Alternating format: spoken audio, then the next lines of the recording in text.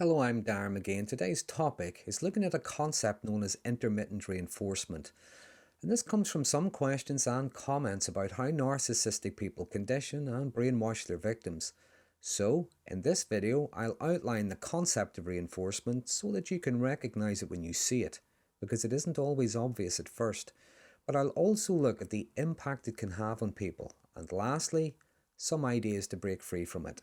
And I will add links to the research in the description of this video if you'd like more information on the subject.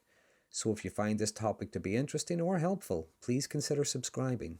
So reinforcement is a concept in psychology derived from the work of behaviourist B.F. Skinner. It's a method used to increase or decrease certain behaviours in others. And there are two main types of reinforcement. There's positive and negative. Positive reinforcement involves giving a reward following a desired behaviour. For instance, imagine in a workplace, praising someone for their efforts, maybe giving them a bonus. Negative reinforcement, on the other hand, involves removing aversive stimulus or negative consequences whenever a desired behaviour occurs, such as a reduction in criticism whenever someone increases their efforts. But narcissistic people can be experts at using both types of reinforcement, but they employ a more sinister version called intermittent reinforcement. And this can be particularly powerful because it creates a cycle of hope and despair and can make it difficult for victims to break free. And what can make intermittent reinforcement sometimes difficult to spot is the unpredictability. The rewards and punishments are given at irregular intervals. So, at first, the victim might just be thinking, well, maybe they're just having a bad day, so they might be sympathetic, accommodating, forgiving.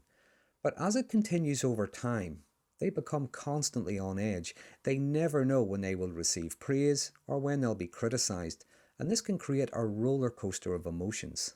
Now, during what's often referred to as the love bombing phase, manipulative people often use positive reinforcement to create strong emotional bonds. There's excitement, praise, positive affirmation, promises, and lots of fun and romance. But once the victim is emotionally invested, the narcissistic person slowly begins to withdraw their affection and introduce criticism, upset, silent treatment, and so on. They can alternate between moments of kindness and moments of cruelty, moments of affection and moments of indifference. One day there's praise, making the victim feel valued, loved. The next day, they can criticize harshly for trivial matters, and this leaves the victim both confused and hurt. This erratic pattern of reinforcement can have victims in a state of anxiety, craving the positive reinforcement and dreading the negative. Over a long period of time, victims can become conditioned to tolerate the abuse in the hope of receiving occasional rewards, even just little breadcrumbs of affection, even just maybe some kind of acknowledgement. However, if the victim begins to pull away, begins to withdraw, the narcissistic person might try to recreate the emotional bond by stopping the criticism, the neglect, and the abuse, and they reintroduce flattery, praise, rewards, and sometimes promises of a wonderful future. And this is the essence of intermittent reinforcement. It can create a powerful psychological grip as victims live in hope that maybe this time it'll be okay. Maybe this time they'll deliver on their promises. Maybe this time everything will be good. And for coercive, manipulative people, this can be an effective way to control others. The cycle of intermittent reinforcement can lead to a phenomenon known as trauma bonding. And this occurs when a victim forms an emotional attachment to their abuser due to the reinforcement of both abuse and kindness. The occasional rewards are powerful enough to keep victims hooked. They're always hoping for a return to the good times, which are typically very short-lived. So how does it affect people? Well, firstly, the unpredictability keeps the victims in a state of constant anxiety. They're always trying to avoid the negative behaviour and craving the positive reinforcement. They can become conditioned to seek approval and avoid displeasure, often at the cost of their own self-interest and well-being. Now, if someone was a monster all day and every day, the abuse would be pretty easy to spot. But because there have been good times and there are still moments of kindness, affection, and so on, it can sometimes be difficult for victims to recognize it. Due to a lot of mixed messages, victims can struggle to reconcile the narcissistic person's loving and abusive actions, and this can lead to a cognitive dissonance. Many victims of narcissistic abuse have reported a compliment, a kind gesture, was immediately followed by a sarcastic remark. For instance, "You look nice," or "You did a good job there," for a change. Or vice versa. A degrading remark in front of others aimed at humiliating was followed by a friendly hug or a compliment about how good they are at something. And the internal conflict that can take place due to the mixed messages can further entrap the victim in the relationship. They can struggle to see the situation objectively due to what seems to be conflicting realities. Sometimes victims try to rationalize the behaviour, sometimes blaming themselves, sometimes trying to figure out a way to fix the relationship, or maybe thinking there's something wrong with them for not being okay with the behaviour.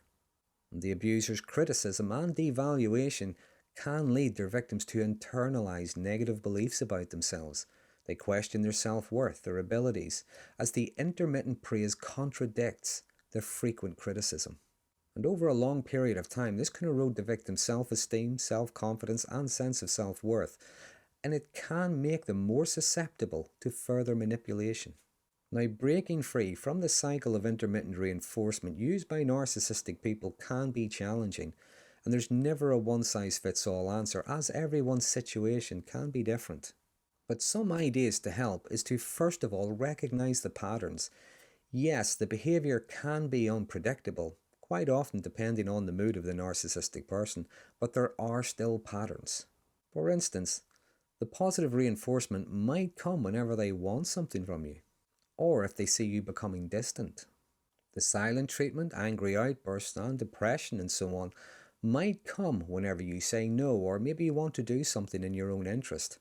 The negative reinforcement, the removal of that bitterness, vitriol and so on, might come whenever you back down and compromise.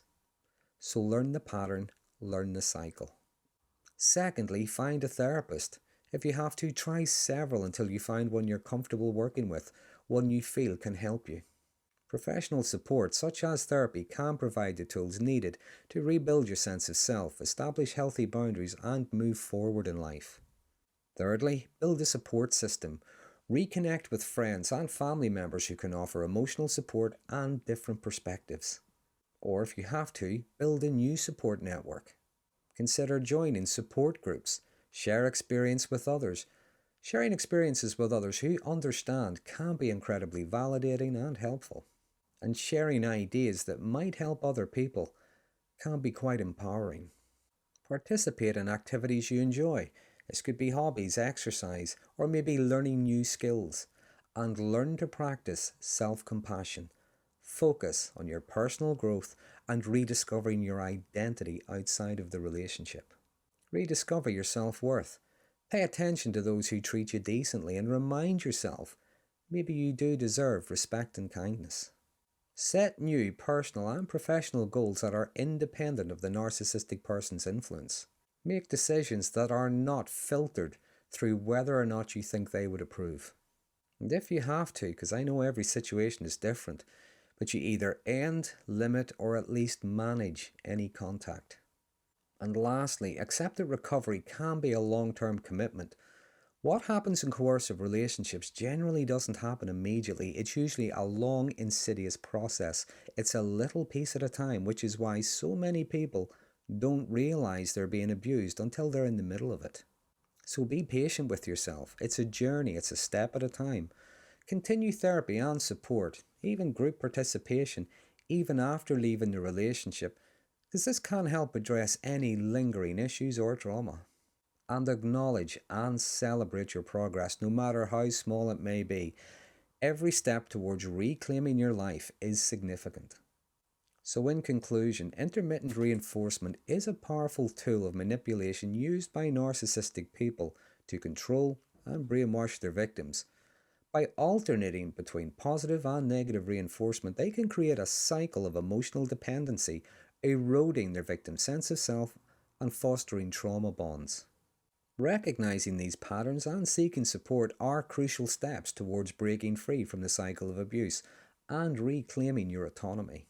But breaking free from intermittent reinforcement requires awareness, support, and a commitment to self-care and managing your boundaries. By taking these steps, you can reclaim your autonomy and begin the journey towards healing and self-discovery.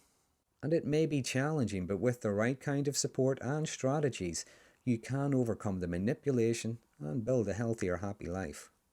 Now, if there are any tips, ideas, or strategies you feel might be helpful to others watching this, and if you feel comfortable enough to do so, please mention them in the comments section. Someone reading it might benefit from your experience and your wisdom.